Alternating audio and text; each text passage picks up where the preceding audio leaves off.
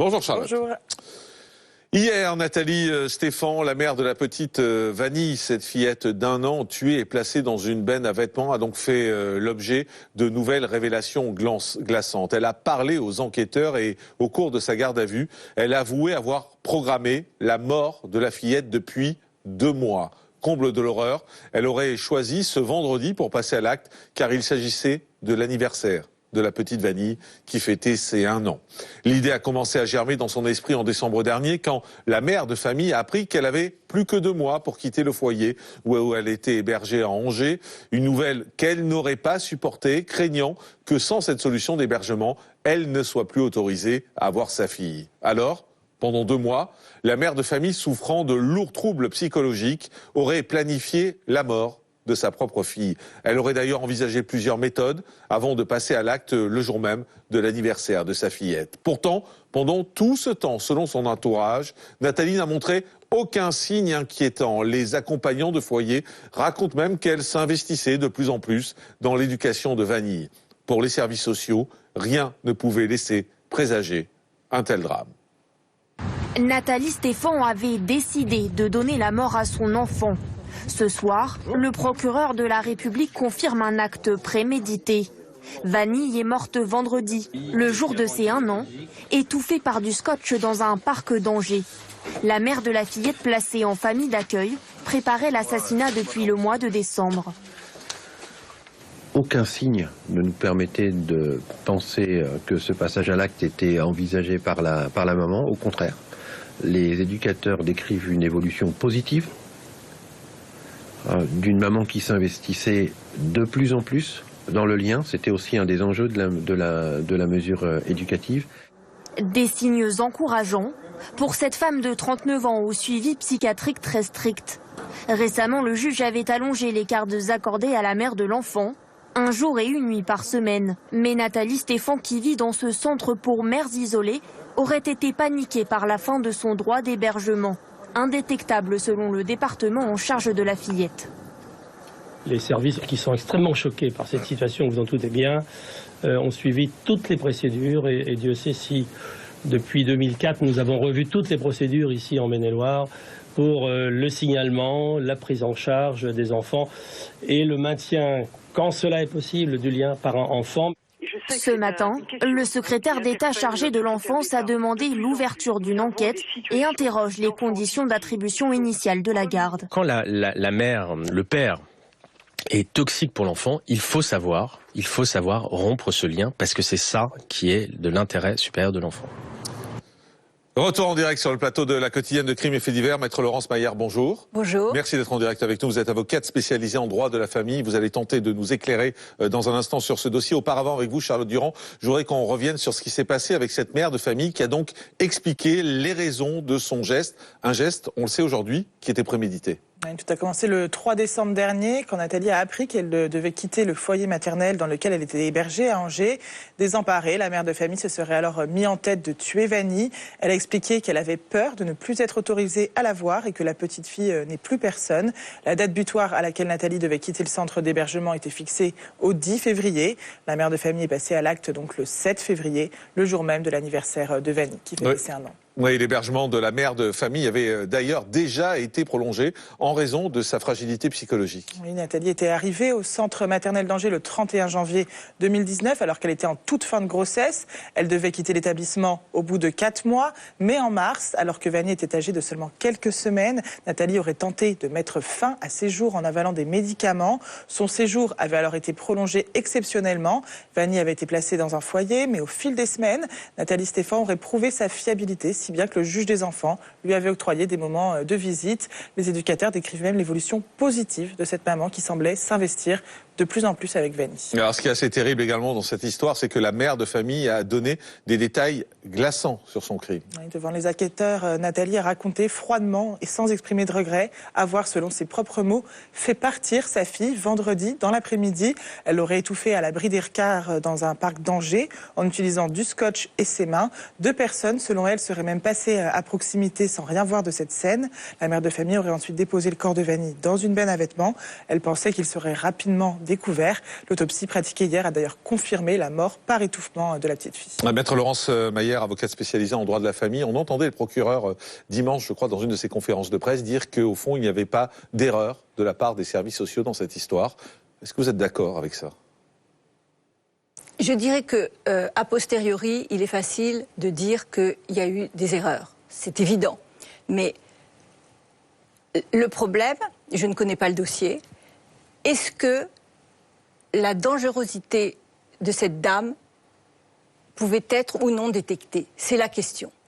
C'est la seule question. Et je pense que si la dangerosité de cette dame avait été détectée, à aucun moment, le juge des enfants lui aurait laissé des droits de visite sur son enfant. Depuis plusieurs jours, on entend quand même beaucoup de voix qui s'élèvent et qui disent, au fond, en France, on se trompe.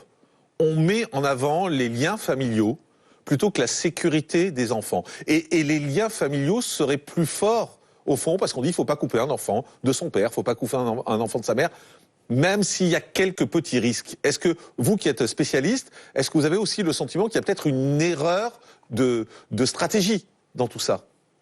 Globalement, je ne parle pas de ce cas en particulier, mais globalement. Globalement, je ne pense pas qu'il y ait une erreur de stratégie dans la mesure où, quand on coupe brutalement un enfant de ses parents, cela peut être terrible pour cet enfant. L'enfant a besoin de s'identifier, de connaître ses origines, d'entretenir un lien, aussi ténu soit-il, avec ses parents, avec son père ou sa mère. C'est-à-dire le lien du sang doit être privilégié. Le lien du sang doit être privilégié dans l'intérêt de l'enfant. Et lorsque ce n'est plus l'intérêt de l'enfant, à ce moment-là, le juge des enfants peut tout à fait couper ce lien. Si l'intérêt de l'enfant, il apparaît que ce n'est pas l'intérêt de l'enfant de continuer à voir son parent, il peut totalement supprimer tout droit de visite des parents. Stéphanie Germani, docteur en psychologie, ce lien entre l'enfant et les parents, c'est quelque chose qui est clé, qui est capital. On entendait maître Laurence Mayer qui nous disait oui, c'est important pour la stratégie, pour la construction de l'enfant. Alors dans l'idéal, bien sûr, de pouvoir grandir auprès de sa mère et de son père, ça permet que notre développement psycho-affectif puisse être stabilisé. Malheureusement, ça c'est dans l'idéal. Parfois, il existe des parents toxiques, fragiles, psychotiques, pouvant être désastreux pour le développement de l'enfant. C'est-à-dire que lorsqu'on a un parent qui ne sait pas contrôler ses émotions, lorsqu'on a un parent qui peut être à tout moment excessif dans la parole, dans les mouvements, on se rend compte aussi que ça peut créer des traumatismes. Donc dans l'idéal, il est bien évident qu'il est préférable que l'enfant reste avec ses parents, mais la réalité nous montre que parfois, lorsque les parents sont totalement bancals, si je puis dire, c'est pas forcément le mieux pour l'accomplissement de l'enfant. Alors justement, c'est intéressant peut-être, Charlotte Durand, de s'arrêter un instant sur le profil de cette mère de famille parce qu'elle a eu un parcours de vie plutôt chaotique. Oui, elle était née de parents handicapés. Nathalie avait donc été elle-même placée à l'aide sociale à l'enfance à l'âge de 16 ans. En 2008, elle donne naissance à Ilona, une première fille dont la garde a depuis été confiée à son père. Elle aurait ensuite vécu une vie d'errance dans le sud de la France, logeant parfois dans sa voiture avant de revenir à Angers. Le père de Vanny, qui ignorait jusque-là l'existence de sa fille, serait une relation sans lendemain. Au centre maternel, les enquêteurs ont retrouvé ce mot dans la chambre de la mère de famille. Vanny, Ilona, maman vous aime. C'est quand même un parcours compliqué pour cette maman. C'est un parcours très très compliqué. C'est un parcours très très compliqué. Et souvent, dans ce genre de cas, le lien avec l'enfant est maintenu, mais dans un lieu médiatisé. Alors là, c'est justement peut-être la question qu'on peut se poser. Oui. C'est pourquoi est-ce qu'elle avait le droit de prendre cet enfant et de partir avec ? Oui, c'est tout à fait une question très importante dans la mesure où... Mais je pense, une fois encore, que si le juge avait détecté le danger pour l'enfant, jamais le juge ne l'aurait laissé seul avec l'enfant. Mais c'est glaçant parce qu'on apprend maintenant qu'elle avait prévu ça depuis 2 mois. Donc ça veut dire que pendant 2 mois, personne ne s'est aperçu de rien. Personne ne s'est aperçu de rien. Dans l'intérêt de cet enfant, il aurait mieux fallu que l'enfant puisse voir sa mère dans un lieu médiatisé, en présence d'un éducateur. Maître Florence Roas, on se dit quand même, malgré tout, que comment cette femme a pu cacher pendant 2 mois ces choses-là? Comment personne n'a pu voir? Est-ce qu'on contrôle assez? Est-ce qu'il y a assez de sécurité? Est-ce que c'est ses parents? Et est-ce que la justice a les moyens aussi, Est-ce que la justice a les moyens de mettre autant de contrôle que nécessaire? C'est quand même une vraie responsabilité de la part de la justice que de donner une fillette d'1 an à sa maman, avec son passé, avec tout ce qu'elle a vécu avant? Alors vous savez Jean-Marc, moi de façon empirique, je suis à l'antenne des mineurs du barreau de Paris, donc c'est un sujet que je connais assez bien. Il est extrêmement rare qu'un juge, c'est souvent le contraire d'ailleurs, il est extrêmement rare qu'un juge donne un droit de visite et d'hébergement à une mère dans le cadre d'un placement d'enfant sans qu'il y ait quand même un certain nombre de garanties. Donc c'est vrai, je rejoins un peu ce que disait ma consoeur, si le magistrat, le juge des enfants, a donné la possibilité à cette femme d'avoir un droit de visite et d'hébergement sur sa petite fille. C'est-à-dire, pour expliquer aux téléspectateurs qu'est-ce que ça signifie, c'est pas juste de voir l'enfant dans un endroit médiatisé, en présence d'éducateurs, dans le foyer d'accueil où elle était placée, mais de prendre l'enfant, de sortir comme elle l'a fait, d'aller se promener, et de s'engager à la ramener à un horaire précis, c'est ce qui a été manifestement accordé par le magistrat, ça signifie quand même qu'il avait des garde-fous et des garanties. Qui donne ces garanties? Ce sont les éducateurs, c'est l'aide sociale à l'enfance qui fait des rapports systématiques. Oui, mais pour ils ont dire... foiré là. La preuve, c'est qu'ils ont foiré. Oui, mais l'erreur est humaine, Jean-Marc. C'est compliqué. Oui, et puis alors quand l'erreur, c'est la mort d'une fillette d'1 an. Non, mais ça, on est d'accord. C'est pas juste. Non, mais ça, on est d'accord parce que probablement. Non, mais ça, on sait bien. Le système, il est loin d'être parfait. Et il y a beaucoup de difficultés. C'est vrai que vous l'avez dit. Il y a des tas de voix qui se sont élevées, des gens qui se sont insurgés sur le lien parent-enfant. Mais je vais vous dire. Mais juste, attendez, excusez-moi, mais parce que moi, c'est une expression qui me choque. Hein, je suis désolé, mais l'erreur est humaine quand on parle de la mort d'une enfant. Ça me choque. On peut pas dire l'erreur est humaine quand une enfant est morte. Et l'erreur est humaine. Ok, l'erreur est humaine. Mais qui va payer aujourd'hui cette erreur? Alors attendez, Jean-Marc. Quand je dis l'erreur est humaine, ça veut dire que les rapports qui ont été donnés probablement par les éducateurs et qui ont conduit peut-être, je ne sais pas, je connais pas le dossier, j'ai pas les tenants et les aboutissants, qui ont conduit peut-être et probablement le juge des enfants à accorder à cette mère la possibilité de prendre son enfant, c'est d'avoir un droit de visite et d'hébergement, pas d'hébergement, mais d'un droit de visite à l'extérieur et pas dans un endroit médiatisé. Ça veut dire, c'est ce que je signifie. Ça veut dire que peut-être elle avait donné des gages, peut-être qu'elle a su dissimuler l'état de désarroi dans lequel elle s'est trouvée. Et ça, c'est Stéphanie Germani qui va nous l'expliquer. Peut-être qu'elle a su tellement bien dissimuler cet état de désarroi, tant et si bien quand même qu'elle a prémédité son acte. Ça veut dire que 2 mois avant, quand même. Voilà, ça veut dire quand même qu'elle savait être dans la dissimulation de son état. Et je veux juste ajouter une chose, parce que vous avez dit quelque chose tout à l'heure, Jean-Marc, beaucoup de gens disent oui, on doit couper le lien parent-enfant, etc.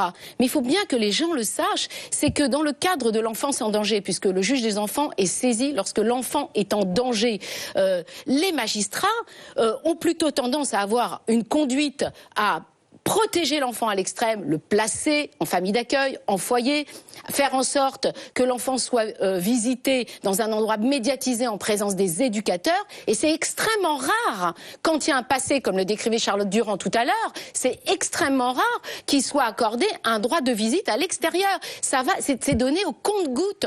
Donc la situation, vous savez, on ne la connaît pas. C'est pour ça que il faut être prudent. Mais juste, je vais vous poser une question. Tout à l'heure, je vous disais, qui va payer aujourd'hui?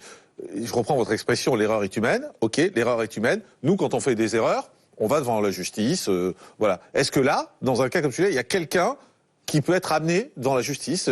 Les psys qui se sont trompés, les éducateurs qui se sont trompés. Est-ce qu'il peut y avoir des poursuites? Le juge qui s'est trompé. Est-ce qu'il peut y avoir des poursuites contre ces gens-là? Alors, je connais pas le dossier. Non, mais s'il y a des erreurs. Sur le plan théorique. Sur le plan théorique, on parle en théorie. Sur le plan théorique, encore une fois, je ne sais pas ce qu'il y a dans les rapports, qui a dit quoi, qui a autorisé quoi. Manifestement, de toute façon, c'est le juge des enfants qui a autorisé à ce que cette femme puisse voir sa petite fille à l'extérieur. Est-ce que ces gens-là ont des comptes à rendre à quelqu'un? Je peux pas vous dire ça, parce que un magistrat n'est pas tenu à une responsabilité comme vous l'entendez. Alors après, comment ça va se passer? On peut pas se prononcer comme ça. Ce serait preuve de légèreté. Maître Laurence Meillard, un magistrat peut se tromper. Il n'y a pas de sanction? Ça engage la responsabilité de l'État. À travers le magistrat, c'est l'État. C'est tout. En fait, c'est la responsabilité de l'État. C'est la responsabilité de l'État. Jamais un magistrat peut passer en justice en disant vous vous êtes trompé. Expliquez-nous pourquoi vous êtes trompé. Non. Ça n'existe pas, ça. Non, je ne le vois pas comme ça. Alors, je vous propose d'écouter un témoignage. C'est celui de Lies Loufoque. Il est membre du Conseil national de la protection de l'enfance et il était invité hier soir sur le plateau de C'est à vous chez nos confrères de France 5. Il a dénoncé les failles du système qui encadre les enfants, ce dont on est en train de parler, des failles de ce système pour ces enfants victimes de parents présentant un danger pour eux. Lui-même a été placé en famille d'accueil durant son enfance et il trouve scandaleux que la petite Vanille ait été laissée en contact avec sa mère, même avec cet encadrement. Écoutez-le. Des enfants placés, au cours de ces dernières années, ont pris la parole publiquement, ont raconté leur histoire et bien souvent, ces enfants nous disent que leurs parents, atteints de psychose, de pathologies psychiatriques parfois très graves, ont été contraints d'entretenir des relations avec leurs parents au détriment de leur propre intérêt. Et de là, même s'il ne faut pas tirer de conclusion maintenant parce qu'il y aura une enquête et que la justice suivra son cours, il y a d'ores et déjà des questions qui doivent néanmoins être posées. Et pour moi, les questions qui doivent être posées, c'est pourquoi un magistrat, un juge des enfants a autorisé les visites, les droits de visite et les droits d'hébergement à cette maman qui était, vous l'avez dit, suicidaire et qui avait des graves problèmes psychologiques et qui avait déjà en plus par le même passé si elle n'était pas connue pour avoir un comportement oui, mais elle a créé des inquiétudes, cette maman, avant le placement de Vanille. Voilà, témoignage hier dans C'est à vous chez nos confrères de France 5. Il y a beaucoup de questions, on le voit, hein, ça ouvre beaucoup de questions, ce qui s'est passé, ce drame qui s'est déroulé. Est-ce qu'aujourd'hui, pour vous, maître, la justice fonctionne bien ? La protection à l'enfance fonctionne bien en France? Vous êtes d'accord avec Lies Loufoque qu'on vient d'entendre qui dit il y a de graves failles, il y a de graves difficultés dans le système aujourd'hui? Alors, moi, je rejoins un peu ce que disait mon confrère de l'antenne des mineurs, c'est-à-dire que les juges ont tendance, au contraire, à surprotéger les enfants. Il y a des cas, nous voyons beaucoup de cas, où les enfants sont placés alors que les parents n'ont aucun passé psychiatrique. Parfois, c'est quand même assez douloureux, et pour les enfants, et pour les parents. Vous dites, vous, au contraire, que la justice est plutôt trop dure? Parfois. Ouais. Parfois. Là, ça semble être l'inverse. Une fois encore, je reste prudente, je ne connais pas le dossier. Ça semble être l'inverse parce que, compte tenu du passé grave psychiatrique de la mère, de son enfance, de tout ce que l'on a entendu, on peut en effet être étonné de ces droits de visite libres.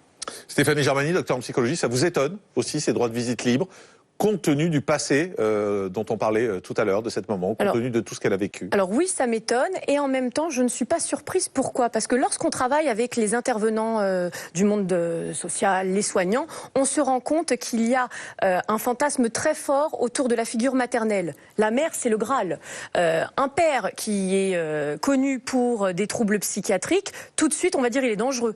Une mère, on trouve toujours des termes qui vont un peu excuser, c'est-à-dire qu'on voit souvent, lorsqu'une patiente est hospitalisée, combien les psychiatres, les infirmiers et les éducateurs sont très proches de la mère psychotique. Lorsque c'est le père psychotique, on est plus inquiet, on a peur, on se sent en danger. Parce qu'on se dit peut-être qu'il y a un lien physique avec la maman qui a porté l'enfant, et on se dit que ce lien physique fait peut-être qu'elle n'osera pas, et là l'actualité montre le contraire, mais qu'elle osera peut-être moins faire du mal à son enfant. Alors ça pourrait être une hypothèse, mais aussi on constate que les soignants, on le dit, toutes les institutions n'arrêtent pas de le dire, il n'y a pas assez de finances pour les former davantage. C'est-à-dire que lorsqu'on discute avec les éducateurs, les soignants, les infirmiers, psychiatres, etc., on se rend compte que le discours est toujours le même, c'est on ne peut pas couper le lien avec l'enfant, la mère c'est fondamental. Oui, c'est plus fondamental que le père. Ah oui, c'est-à-dire que c'est toujours en premier la maman, la mère, la psychanalyse d'ailleurs montre à quel point la figure maternelle est importante. Malheureusement, les soignants doivent quelque part faire une analyse qui est que leur rapport qu'ils ont avec leur propre mère ne doit pas se transférer dans la relation enfant et mère. Et malheureusement, souvent nos soignants sauvent la maman en pensant qu'ils sauvent intérieurement leur propre mère maternelle. Ils règlent leurs propres conflits à travers, on va dire, les conflits institutionnels. Sur cette enquête, un mot encore sur Durand, parce qu'on a appris il y a quelques instants qu'à l'issue de sa garde à vue, Nathalie Stéphan, la maman de la petite Vanille, a été déférée devant un juge d'instruction et également elle vient d'être placée en détention. Oui, elle vient tout juste d'être mise en examen pour homicide aggravé sur mineur de 15 ans et elle a été placée en détention provisoire. Le parquet avait d'abord envisagé une hospitalisation avant de finalement requérir son placement en détention. La mère de famille devra par la suite faire l'objet d'expertises psychologiques et psychiatriques qui devront notamment mesurer son degré de responsabilité pénale. Merci, Maître Laurence Mayer. Merci beaucoup d'avoir été en direct avec nous sur ce plateau pour nous éclairer de votre expérience en tant que spécialisé